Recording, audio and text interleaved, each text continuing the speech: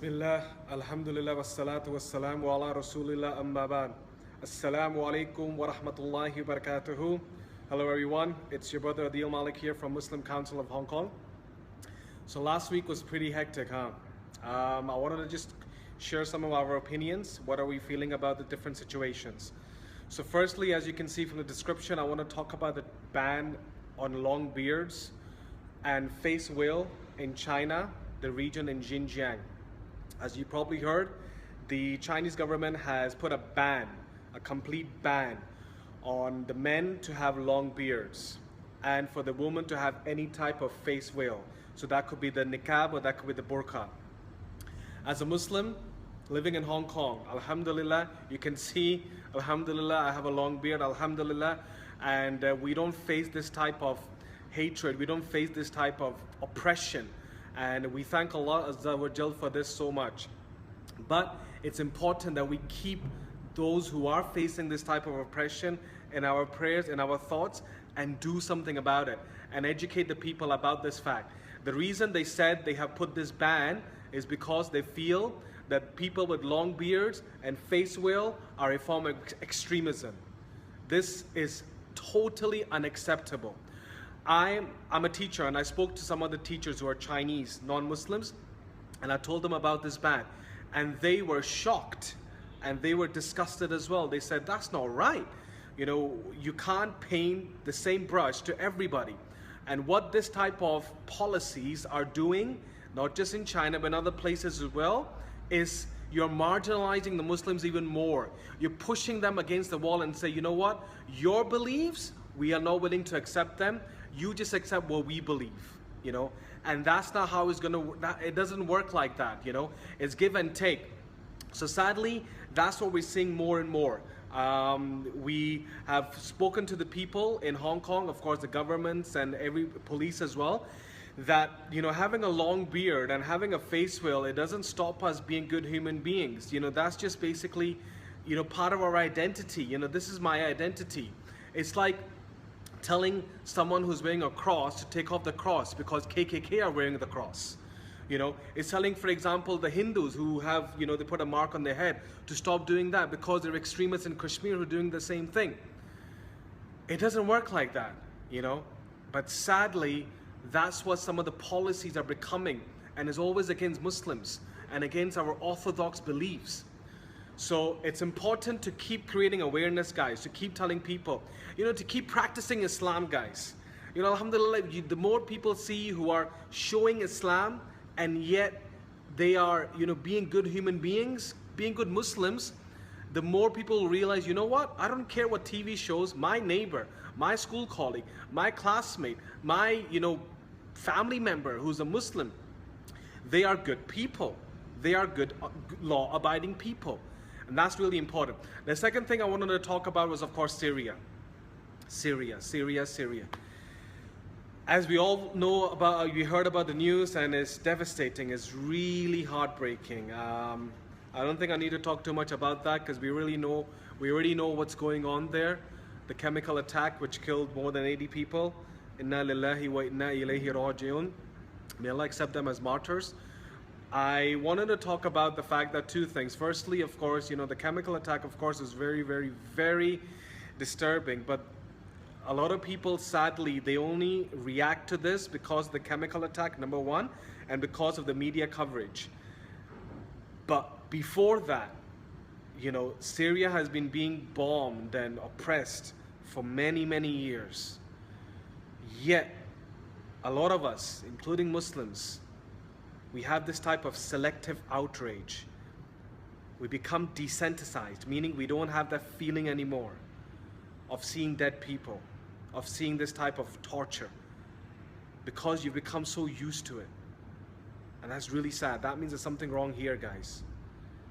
So it's important that regardless if it's a chemical attack or any type of attack, if one person dies or 100 people die, if it's an innocent person is dying, we should feel pain here, guys. All right, so that's the message about Syria. Now, another thing I want to talk about Syria was, alhamdulillah, there's a lot of donations that have been given to Syria, especially after this attack, especially for the gas masks. You've seen some doctors from Syria reporting and they're saying we need this equipment. And alhamdulillah, many people have come, and may Allah accept from everyone. I wanted to share a story, two stories. Number one, from Hong Kong. Number one, the Hong Kong University Muslim Student Association, HKUSU. Alhamdulillah, they have been supporting us, alhamdulillah, and they also supported another appeal that we're doing for Somalia. Alhamdulillah, they raised 17,000 Hong Kong dollars. Alhamdulillah, may Allah accept from them, and that's going to go to Somalia. Now, another story I wanted to share about donation was an inspiring story for all of us to learn from and to see what are we doing. So I got a message from a sister, and she said, Assalamu alaikum, brother. My son, who is 7 years old, he is trying to push his friends and relatives to give money so that it can support the gas masks appeal. Subhanallah. 7 years old, guys. Right? And he wanted to collect money.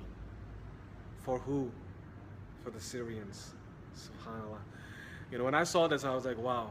It put me to shame. Wallahi, it put me to shame. I was like, you know, what am I doing? You know, am I doing enough? And this is something we always have to ask ourselves, guys, that, you know, are we doing enough for the oppressed people?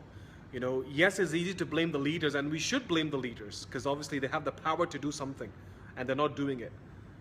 But also ourselves, are we doing enough to help our oppressed people? In Syria, in Palestine, in Iraq, in Kashmir, in Burma, all these places, we're always hearing these names.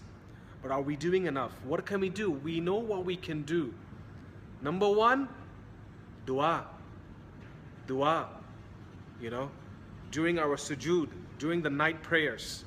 Number two, asking ourselves, what about our own sins? Because as an ummah, we need to realize that the sin of others can have an effect on the ummah. Okay?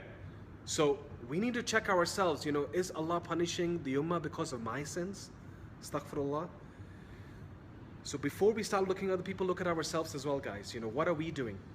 Number three, of course, support financially, guys. You know, and support people who are showing trustworthiness. I'm not saying every charity is wrong, but there are some charities who are taking money for themselves, sadly, in these type of events as well. Number four, social awareness, political awareness. Let people know about this situation. A lot of people don't hear about what's happening in Muslim worlds, guys, especially the oppression. You know, this chemical attack everybody heard. Why? Because there was maybe Allahu A'lam, maybe there was a political agenda behind it. All right, but what about the other attacks? What about the other attacks? You know, Syria has been being brutalized over 6 years now. How many times have we shared news about that? How many times have we spoke to people about that? Right? So let's be accountable, because Allah is going to hold us accountable for this. So that's number four, social awareness. And number five, as I said before, do not become desensitized. Do not become people that, you know, oh, this is happening all the time. Oh, well, you know, what can we do? Please don't be people like that, brothers and sisters. All right? And the last thing I wanted to talk about was Egypt. As we heard yesterday, or day before yesterday, that there was 2 bombings inside 2 Coptic churches. Inna lillahi wa inna ilayhi raji'un. Daesh has accepted responsibility for this. I'm not going to call them Islamic State, because they're not Islamic State. Daesh will call them, or he will call them Khawarij. They have accepted responsibility for this. And we are devastated to hear about this, because as innocent human beings, you know, regardless they were Christians, regardless of us not accepting their beliefs, they were innocent human beings. All right? And they were killed. More than 44 people have died in these 2 Coptic bombings in Egypt. Astaghfirullah. Now, as Muslims, what do? You saw what they did. Now, there's a news that came out soon after that. The Egyptian Muslims, subhanallah, they went and they started giving blood, to donate blood, to help those people who are injured. Alhamdulillah. That is what Islam is. Not killing, saving. All right? So this is just a quick message I wanted to pass out, just so that people know what's happened over the last week. How should we feel? How should we react? And also another important thing is that we need to get our leaders, whether it's our imams, where there's other people, to always talk about these issues, guys. Because sadly, we are, at times, we are disconnected with the reality what's happening in the world. And that's why many people are not aware of it. You know, subhanAllah, when in the last Jummah, we tried to run this campaign where we asked all the Imams in Hong Kong to talk about Syria. And they did, a lot of them did.